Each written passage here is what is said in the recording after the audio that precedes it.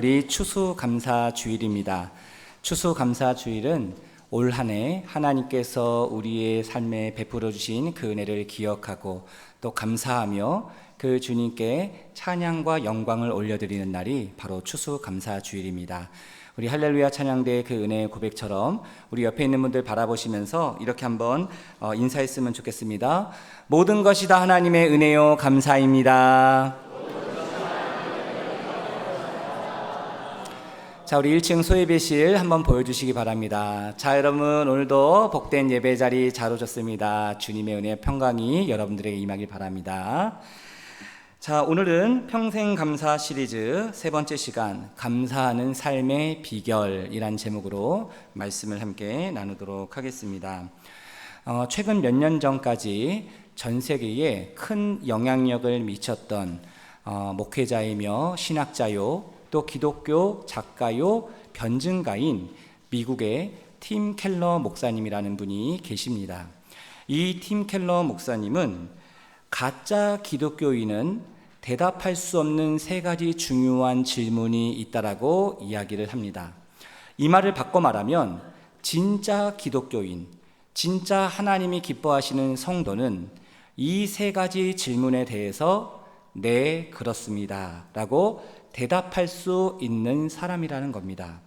제가 이제 팀 켈러 목사님이 하셨던 이 세 가지 질문을 여러분들에게 소개를 할 텐데요. 여러분들은 과연 나는 하나님이 기뻐하시는 참된 성도, 진짜 기독교인으로서의 삶을 살아가고 있는가? 여러분 스스로 점검해보고 마음속으로 대답해 보시길 바랍니다. 자, 첫 번째 질문은 이거입니다. 하나님의 임재하심에 대한 증거가 삶 속에 분명히 있는가? 자, 질문이 조금 어렵죠? 이걸 쉽게 풀이하면 이렇습니다. 나는 하나님과 동행하는 삶을 살아가고 있는가? 하나님이 함께 하심을 경험하고 있는가?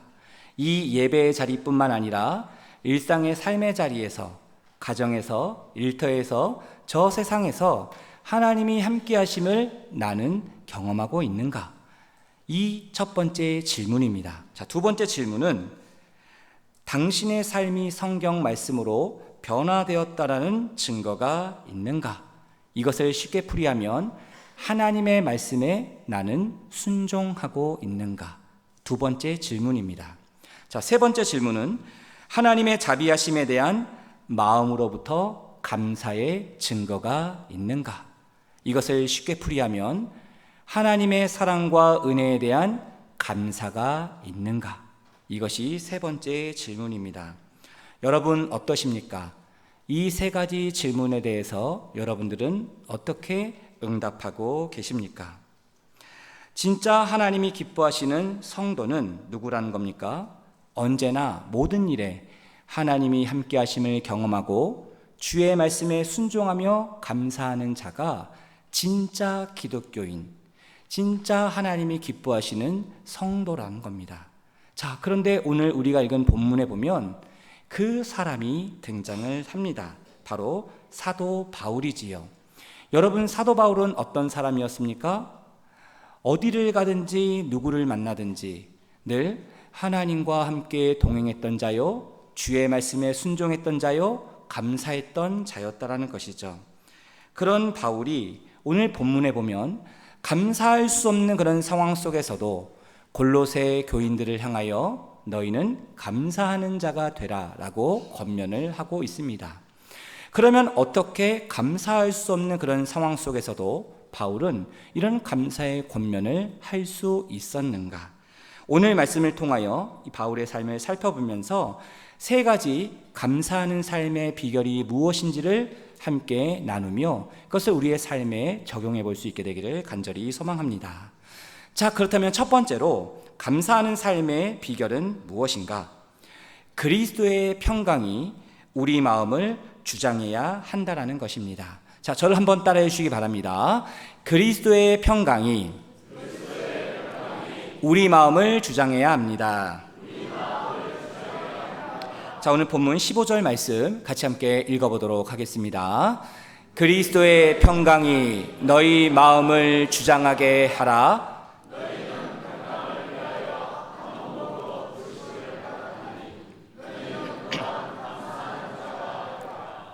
아멘. 여러분, 사도 바울이 로마 감옥에서 썼던 편지가 4권이 있습니다. 에베소서, 빌립보서, 골로새서, 빌레몬서입니다. 그래서 바울이 감옥에서 편지를 썼기에 이 4권의 서신을 옥중서신이라고 합니다. 그 4권 중에 한 권이 우리가 읽은 이 골로새서의 말씀이죠. 그러면 지금 이 바울이 이 편지를 쓰고 있는 상황은 어떤 상황입니까? 로마 감옥에 있는 상황입니다. 감옥에 있는 상황이니까 얼마나 힘들고 고통스럽고 괴로웠겠습니까? 근데 그럼에도 불구하고 바울은 지금 이 골로새 교인들을 향한 편지를 쓰면서 뭐라고 얘기하는 거예요? 너희가 감사하는 자가 되라라고 이야기를 합니다. 어떻게 바울은 이런 상황 속에서도 그런 감사의 고백을 할 수 있었는가? 자, 우리가 읽은 15절 말씀에 보면 그리스도의 평강이 바울의 마음을 주장했기 때문이라는 것이죠. 여기서 주장하게 하다라는 이 헬러의 의미의 단어의 뜻을 보면 이것은 감독하다, 주관하다, 판단하다, 결정하다라는 그런 뜻이 있습니다. 그래서 2000년 전 바울이 살던 이 시대에 이 주장하게 하라라는 이 헬라어 브라베우로라는 이 단어는 심판이 경기를 감독하고 주관하고 판단하고 결정한다라는 그런 의미로 자주 사용했다라고 합니다. 이런 의미에서 볼 때 그리스도의 평강이 우리의 마음을 주장하게 한다라는 것은 어떤 뜻입니까? 그리스도의 평강이 우리의 삶을, 우리의 마음을, 생각을 감독하고 주관하고 판단하게 하고 결정하게 하라는 겁니다. 여러분, 만약에 내가 내 마음을 감독하고 주관하고 판단하고 결정한다라고 생각해 보십시오. 우리가 살아가면서 그런 상황들이 많이 있지 않습니까? 내가 원하는 대로, 내가 하고 싶은 대로 결정하고 판단하는 그런 경우들이 많이 있습니다. 그러면 대부분 다 그런 건 아니지만 불확실한 이 현실 속에, 불투명한 상황 속에 나도 내 자신을 확신하지 못하는데 내가 결정하고 판단하고 내린 그것에 대해서 우리는 어떤 마음이 들 때가 많다라는 거예요. 불안하고 두렵고 걱정하고 염려하는 그런 마음들이 밀려올 때가 많이 있다라는 겁니다. 그래서 하나님께서 지금 이 바울에게 뭐라고 얘기하는 겁니까? 그리스도의 평강이 바울의 마음을 주장할 수 있게끔, 그리고 골로새 교인들의 마음을 주장할 수 있게끔 그렇게 인도하고 계신다라는 것이죠. 우리의 마음을 누가 감독하고 누가 판단하고 누가 주관하고 누가 결정하느냐에 따라서 우리의 마음과 우리의 생각과 우리의 삶의 모습은 완전히 달라질 수 있다는 겁니다. 여러분, 2000년 전 바울이 살던 시대는 로마 제국이라는 아주 강력한 군사력과 경제력을 가진 이 로마 제국이 전 세계를 지배하고 있었던 그런 때였습니다.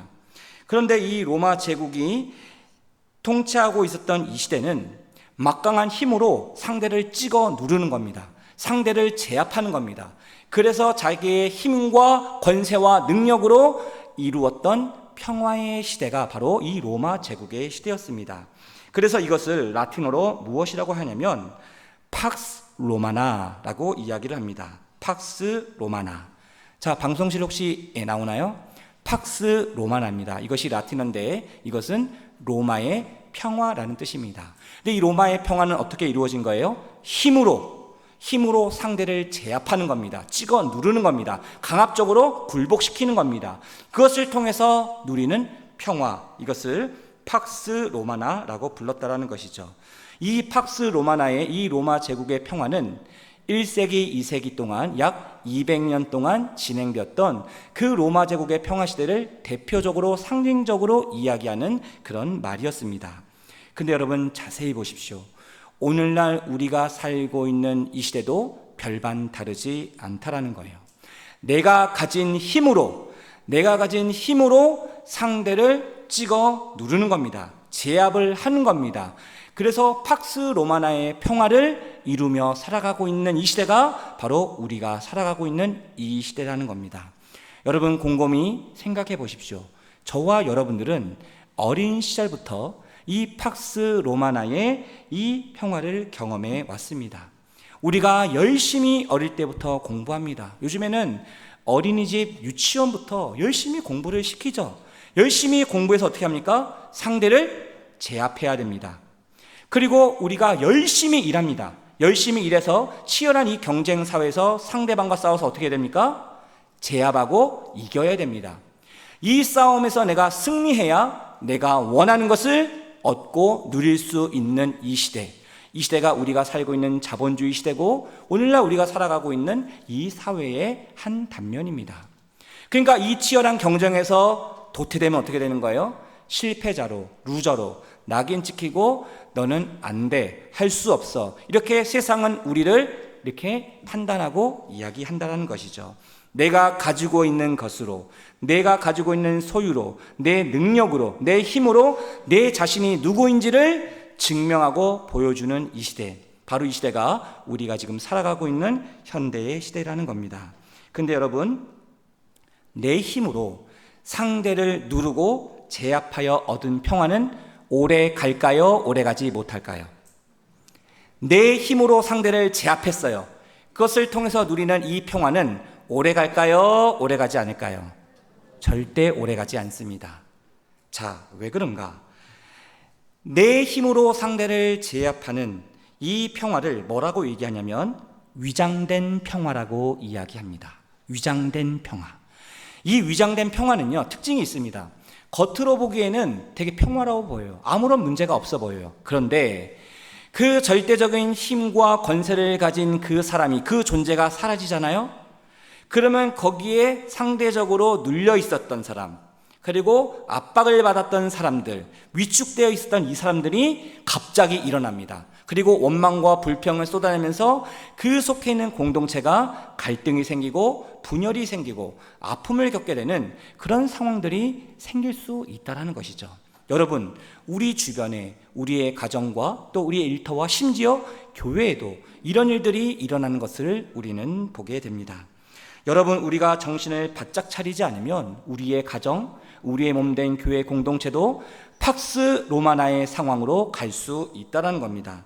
우리는 힘으로 상대를 누르고 제압하는 팍스 로마나, 이 위장된 평화가 아니라 주님께서 우리에게 보여주신 그 십자가의 희생, 그 십자가의 사랑, 그 사람들을 용납하고 받아들이고 또 품고 사랑하는 그리스도의 평화를 우리는 바라보고 그것을 품을 수 있어야 한다는 것이죠. 여러분, 예수님께서 우리에게 보여주신 그 십자가의 사랑과 희생으로 이루어진 그리스도의 평화를 라틴어로 이렇게 이야기를 합니다. 팍스 크리스티나라고 이야기합니다. 아까 팍스 로마나는 내 힘으로 상대를 굴복해서 이룬 위장된 평화라면 팍스 크리스티나는 그리스도의 십자가의 사랑과 희생으로 우리에게 주신 주님의 평화, 그것을 팍스 크리스티나라고 이야기를 합니다. 바라기는 저와 여러분, 우리의 가정과 우리의 일터와 우리의 교회 공동체 가운데 팍스 로마나의 위장된 평화가 아니라 팍스 크리스티나, 주님께서 자기의 생명을 바쳐 자기의 몸과 자기의 피와 모든 물을 다 쏟아 부으시며 우리를 죽기까지 사랑하셨던 그 놀라운 그리스도의 사랑과 용서와 평화가 저와 여러분 10년 가운데 우리의 가정과 공동체 가운데 임할 수 있게 되기를 주님의 이름으로 축복합니다. 그리스도의 평화가 우리에게 임해야, 그리스도의 평강이 우리 속에 풍성히 임해야 우리는 비로소 하나님께 감사할 수 있다는 것이죠. 이런 의미에서 감사라는 것은 그리스도의 평강이 우리의 마음을 주장하고 있다는 분명한 증거라는 거예요. 마음을 주장하게 하라. 아까 이 헬라어 단어의 원뜻이 무슨 뜻이라고 했습니까? 감독하다, 주관하다, 평가하다, 다스리다.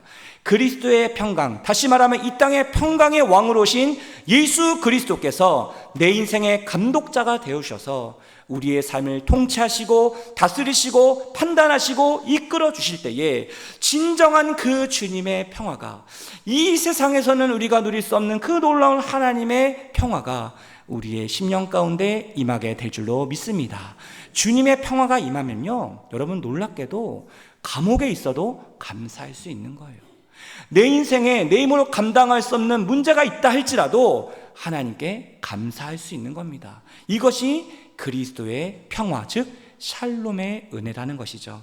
바라기는 이 귀한 은혜가 저와 여러분 가운데 임할 수 있게 되기를 주님의 이름으로 축복합니다.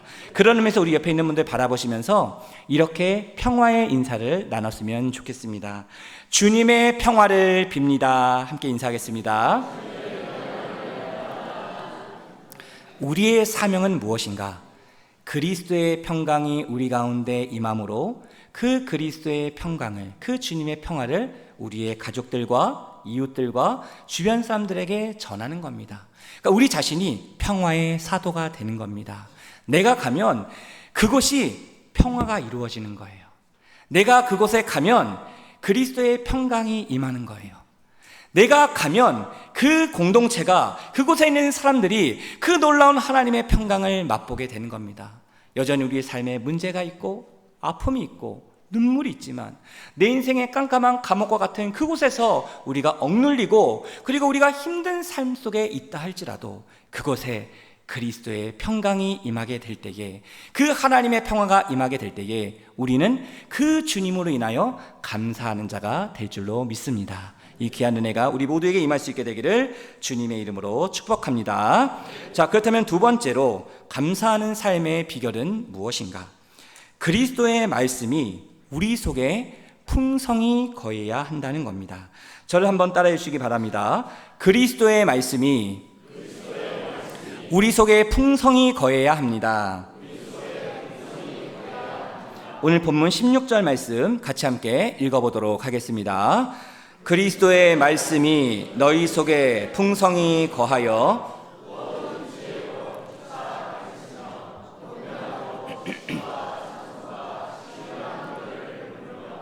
감사하는 마음으로 하나님을 찬양하고. 자, 여러분 보십시오. 지금 바울이 그리스도의 말씀이 우리 안에 풍성히 거하게 될 때에 나타나는 두 가지 중요한 특징을 얘기합니다. 첫 번째 특징은 무엇입니까? 모든 지혜로 가르치며 권면한다는 겁니다. 여기서 말하는 이 지혜는 누가 주시는 지혜예요? 하나님이 주시는 지혜입니다. 여러분, 내 지식으로, 내 경험으로, 내가 가지고 있는 것으로 가르치고 권면하게 되면 물론 그것도 도움이 되겠지만 내가 가진 지식으로 인해서 상대방을 쉽게 판단하고 정죄할 수 있다는 거예요. 나는 좋게 말한 건데 내 말을 들은 그 사람이 오해해서 상처를 받을 수 있다는 거예요. 근데 우리 안에 그리스도의 말씀이, 진리의 말씀이, 생명의 말씀이 풍성하게 우리 가운데 거하게 되면 그 하나님의 말씀으로 인하여 그 주신 하나님의 지혜로 우리가 상대를 가르치고 권면할 수 있다는 거예요. 그럼 그것이 더 이상 나의 가르침과 권면이 아니라는 것이죠. 하나님의 가르침이, 하나님의 권면이 나를 통해서 상대방에게 흘러가게 된다는 겁니다. 우리 가운데 그리스도의 말씀이 풍성하게 거하게 되면 이런 일들이 일어나게 된다는 거예요. 하나님이 주신 그 말씀의 지혜로 가르치고 권면하는 은혜를 누리게 된다는 겁니다. 자, 그러면 두 번째 특징이 무엇입니까? 시와 찬송과 신령한 노래를 부르며 감사하는 마음으로 하나님을 찬양하게 된다는 겁니다. 우리 가운데 그리스도의 말씀이 풍성히 임하게 되면은 그 말씀으로 말미암아 그 하나님을 찬양하게 된다는 거예요. 감사하게 된다는 거예요. 시와 찬송과 신령한 노래를 부르게 된다는 겁니다. 세상의 유행가가 아닙니다. 내가 좋아하는 그런 노래를 부르는 게 아닙니다. 하나님이 정말 기뻐 받으시는 참된 신령한 노래와 찬양과 영광을 주님께 올려드리게 된다는 거예요. 어떨 때?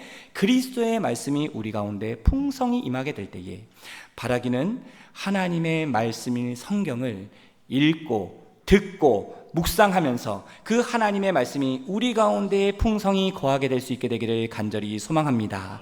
그 하나님의 말씀이 나를 이끌며 나의 모든 삶을 통치하시고 다스리시는 하나님이 우리의 삶의 기준이 되어 주실 겁니다. 그 말씀을 붙잡고 나아가는 자에게 하나님이 이런 은혜를 주신다는 거예요.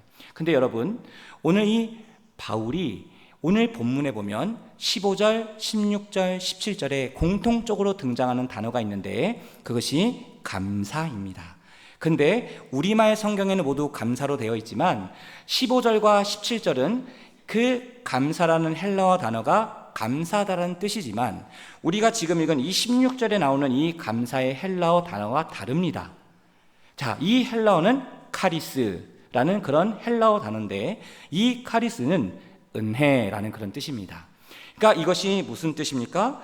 우리가 주님의 말씀으로 풍성하게 될 때에 주님의 은혜를 누리게 되고 비로소 주님께 감사하는 삶을 살 수 있게 된다는 것이죠. 사랑하는 성도 여러분, 바울은 어떤 사람이었습니까? 그리스도의 말씀으로 충만했던 자였습니다.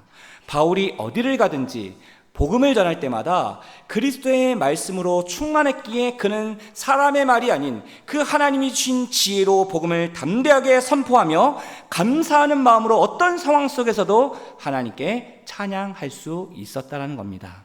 여러분, 사도행전 16장에 보면 이 바울과 실라가 2차 전도 여행을 하게 되는데, 하나님의 말씀에 순종해서 원래 아시아 지역의 복음을 전했던 이 바울과 실라가 하나님께서 환상 중에 말씀하시는 거예요. 바울아, 저 마게도냐, 오늘날로 따지면 유럽인데 이 아시아에서 유럽으로 건너가서 복음을 전해라. 이렇게 하나님이 말씀해 주십니다. 바울은 그 하나님의 말씀에 순종함으로 아시아를 떠나 처음으로 이 마게도냐 유럽 땅을 밟게 됩니다. 그러면 여러분 생각해 보십시오. 바울이 스스로 가고 싶어서 간 겁니까? 아니요.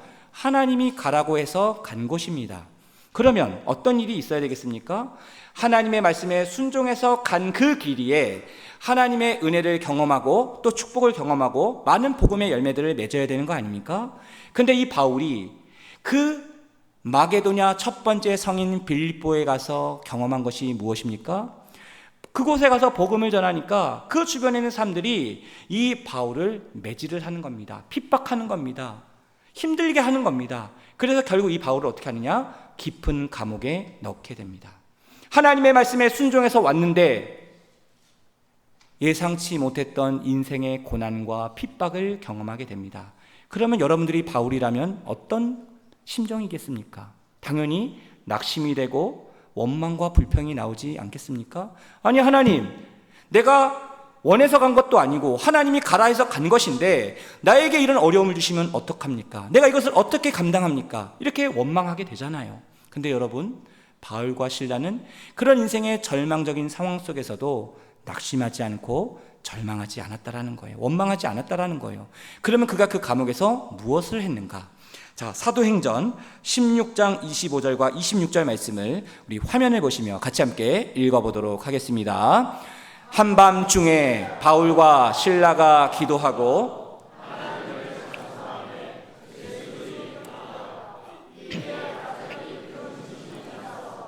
옥토가 움직이고 문이 곧다 열리며 모든 사람의 매인 것이 다 벗어진지라. 아멘. 여러분, 바울과 실라가 심한 매질을 당하고 깊은 감옥에 갇혀 있습니다. 얼마나 몸이 아팠을까요? 얼마나 고통스러웠을까요? 그런데 그 한밤중에 감옥에 있는 이 바울과 실라가 무엇을 합니까? 하나님을 향하여 기도하고 찬송을 했다라고 성경은 증언합니다. 여러분, 이것이 무엇을 의미하는 겁니까? 지금 희망이 보이지 않는 이 캄캄한 칠흑 같은 감옥 속에서 바울은 무엇을 본 겁니까? 문제를 바라본 게 아니에요. 환경을 바라본 게 아니에요. 조건을 바라본 게 아니에요. 이 캄캄한 어두운 감옥 속에서도 소망 되신 그 주님을 끝까지 의지하고 신뢰하고 바라보며 감사했다라는 겁니다. 여러분, 바울이 그 감옥에서 감사함으로 하나님께 찬양하며 기도했었을 때 어떤 놀라운 일이 일어나게 됩니까? 갑자기 큰 지진이 일어납니다. 하나님의 역사심이 일어나게 됩니다. 그래서 감옥의 터가 흔들리고 감옥에 닫혀 있었던 모든 문들이 다 열려지고 그 감옥에 있었던 모든 죄수들의 착고가 풀려지고 벗어지게 되는 놀라운 하나님의 기적을 경험하게 됩니다. 여러분, 감사는 무엇입니까? 감사는 우리의 인생의 심령의 닫힌 문을 열게 하는 비결이라는 거예요.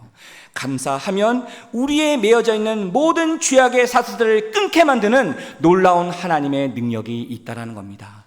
여러분, 바울이 그 하나님 앞에 감사하며 찬양하고 기도했었을 때에 그곳에 복음에 닫혀져 있는 문이 열리게 됩니다. 그래서 그 빌립보의 간수를 비롯해서 그의 온 가족이 주님을 믿고 영접하며 주님께 나오는 놀라운 영혼 구원의 역사가 이루어지게 되었다는 것이죠. 여러분, 하나님의 섭리와 계획은 참으로 놀랍습니다. 유럽의 첫 번째 교회인 이 빌립보 교회, 이 빌립보 교회가 어떻게 세워지게 된 겁니까? 바울과 실라가 그 감옥에서 하나님을 향하여 감사의 찬양과 기도를 올려드렸을 때, 이 빌립보 감옥의 이 간수장의 가족들을 비롯해서 이 빌립보 교회의 첫 번째 교회가 개척되고 세워지는 그런 개척 멤버로 하나님이 이들을 사용해 주셨다는 겁니다. 여러분, 감사하면, 우리가 하나님께 감사하면, 비록 상황은 감사할 수 없는 상황이라 할지라도 그 하나님을 신뢰하고 의지하며 감사하며 주님께 나아가게 되면 우리의 삶의 모든 닫힌 것들이 열려지게 되는 귀한 은혜가 있게 될 줄로 믿습니다.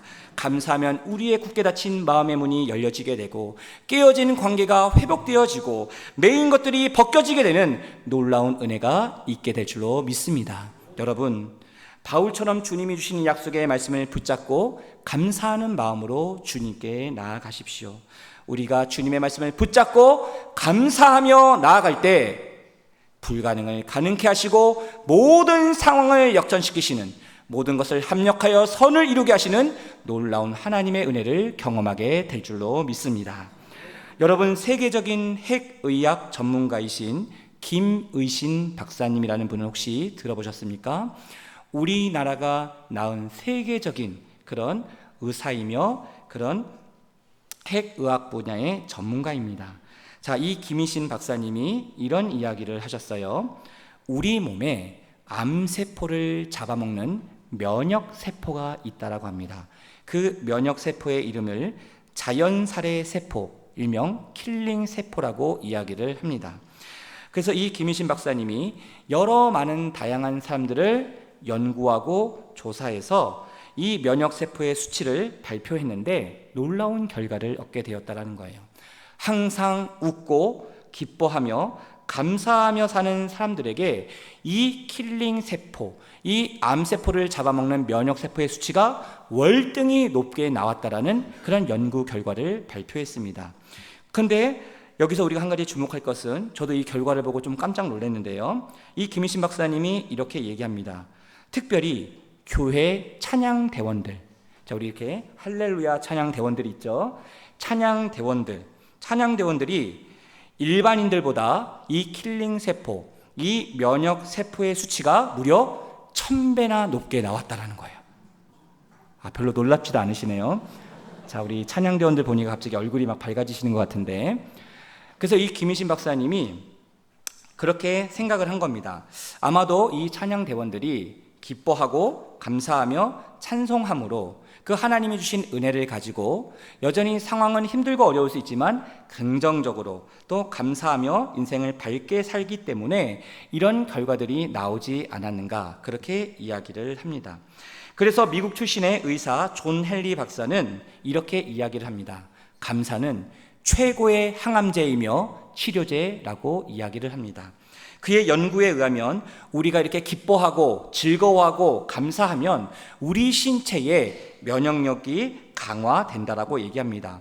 그래서 실제 연구를 해보니까 사람이 1분간 기뻐하여 웃고 감사하면 우리 신체, 우리 몸에 24시간 면역체가 새로 생긴다라고 합니다. 그런데 반대로 우리가 1분간 화를 내잖아요. 막 분노를 하잖아요. 그러면 6시간 동안 우리 면역체계가 떨어진다라고 합니다. 자, 이러니 여러분 무엇을 선택하시겠습니까?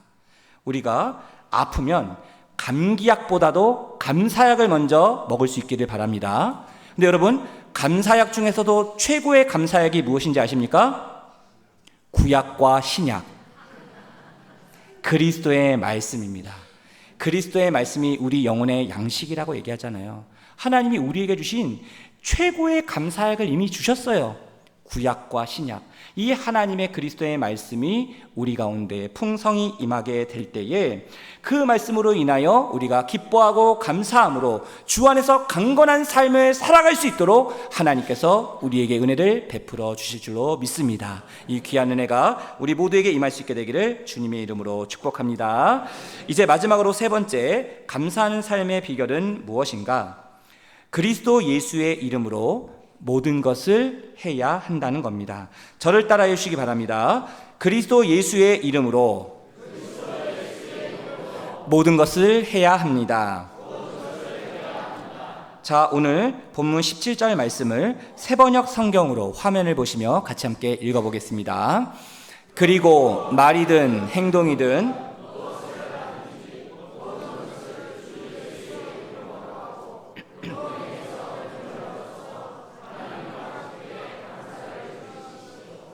자, 여러분 보십시오. 지금까지 바울이 감사하는 삶의 비결로 두 가지를 얘기했습니다.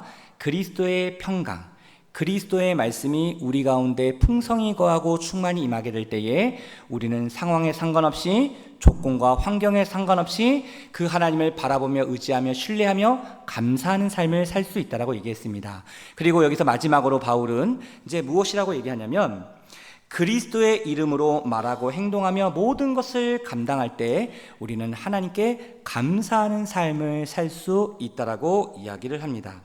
그래서 바울은 모든 일에 예수의 이름으로 감사할 것을 강조하면서 이렇게 권면하고 있는데요. 에베소서 5장 20절 말씀, 자, 세번역 성경으로 화면을 보시며 이렇게 함께 읽어보도록 하겠습니다. 모든 일에 언제나 우리 주 예수 그리스도의 이름으로 하나님 아버지께 감사를 드리십시오. 자, 화면 잠깐 보여주시고요. 제가 앞서 바울이 감옥에서 썼던 서신, 편지 4개가 있다고 그랬죠. 기억나십니까? 에베소서, 빌립보서, 골로새서, 빌레몬서. 자, 근데 이게 뭐예요? 에베소서죠. 그러면 지금 이 글을 쓰고 있는 바울도 지금 어디에 있는 겁니까? 로마 감옥에 있는 겁니다. 로마 감옥에서 바울이 골로새 교회 고인들을 향해서 편지를 쓸 때에도 너희는 감사하는 자라라고 권면했고, 이 에베소서 교인들을 향해서 편지를 쓸 때도 모든 일에, 범사에 언제나 항상 우리 주 예수 그리스도의 이름으로 하나님 아버지께 무엇을 드리라고 얘기합니까? 감사를 드리라고 이야기를 합니다. 여러분, 오늘 본문에서 바울이 공통적으로 이야기하는 것이 있죠. 감사하는 삶의 비결로 3가지를 얘기합니다. 첫 번째, 그리스도의 평강. 두 번째, 그리스도의 말씀. 세 번째, 그리스도 예수의 이름. 이 3가지를 합치면 공통점이 무엇이겠습니까? 바로 예수 그리스도. 바로 감사하는 삶의 비결이 누구라는 겁니까? 예수 그리스도라는 겁니다. 감사의 답이 예수 그리스도라는 겁니다. 여러분, 실제로 예수님께서 그 여러 가지 사역을 하실 때 하나님 앞에 감사 기도를 했을 때 놀라운 기적을 베푸셨던 그 예수님의 모습을 우리는 볼 수 있습니다.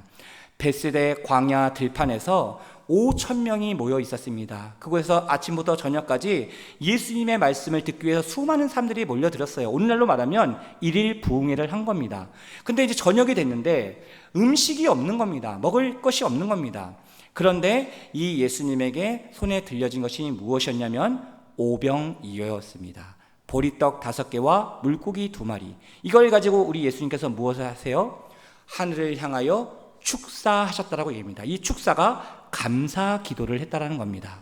예수님께서 이 오병이어와 같은 정말 작은 것을 가지고 하나님께 감사 기도를 했을 때 어떤 일이 벌어지게 됩니까? 그 들판에 있었던 5,000명의 사람들이 먹고도 12광주리가 남는 놀라운 오병이어의 기적이 나타나게 되었다는 겁니다. 그리고 예수님께서 그 당신의 사랑하는 친구 나사로가 죽었다는 그 소식을 듣고 갔습니다. 근데 이미 그 나사로가 죽은 지 사흘이나 지난 거예요. 그 예수님께서 애통하는 마음으로 그 나사로의 무덤 앞에 가셔서 무엇을 하십니까? 가장 먼저 하늘에 계신 그 하나님을 향하여 감사의 기도를 드립니다. 그리고 그 무덤을 향하여, 그 나사로를 향하여 선포하시죠. 나사로야 나오너라. 그랬을 때 그 죽었던 나사로가 다시 살아나는, 부활하는 놀라운 기적을 경험하게 됩니다. 사랑하는 성도 여러분, 감사는 기적을 낳는 줄로 믿습니다. 우리가 하나님께 감사할 때에 우리의 인생의 삶에 오병이와 같은 작은 것이라 할지라도 그것을 가지고 하나님 앞에 감사하며 주님께 나아가는 자에게 놀라운 오병이어의 기적을 베풀어 주실 줄로 믿습니다. 그리고 죽어가는 자들, 그리고 상처받은 자들, 내 힘으로 감당할 수 없는 우리의 인생의 삶의 모든 문제 속에 우리가 하나님 앞에 감사하며 주님께 나아갈 때에 주님께서 죽은 자를 다시 살리시며 우리 가운데 잃어버린 자들을 다시 다시금 찾게 하시는 놀라운 하나님의 역사를 허락해 주실 줄로 믿습니다. 바라기는 우리 모두가 오늘 이 바울의 고백처럼 그리스도의 평강과 말씀이 우리 가운데 풍성히 거하며 예수의 이름으로 감사의 씨앗을 뿌리고 심을 때마다 그곳마다 놀라운 하나님의 임재가, 놀라운 하나님의 치유가, 놀라운 하나님의 역사가 임하게 될 줄로 믿습니다. 이 귀한 은혜가 저와 여러분 삶 가운데 임할 수 있게 되기를 주님의 이름으로 축복합니다. 우리 마지막으로 옆에 있는 분들에게 이렇게 한번 축복합시다. 예수님이 감사의 비결입니다. 한 번 더 이렇게 축복합시다. 감사하면 행복해집니다. 기도하겠습니다.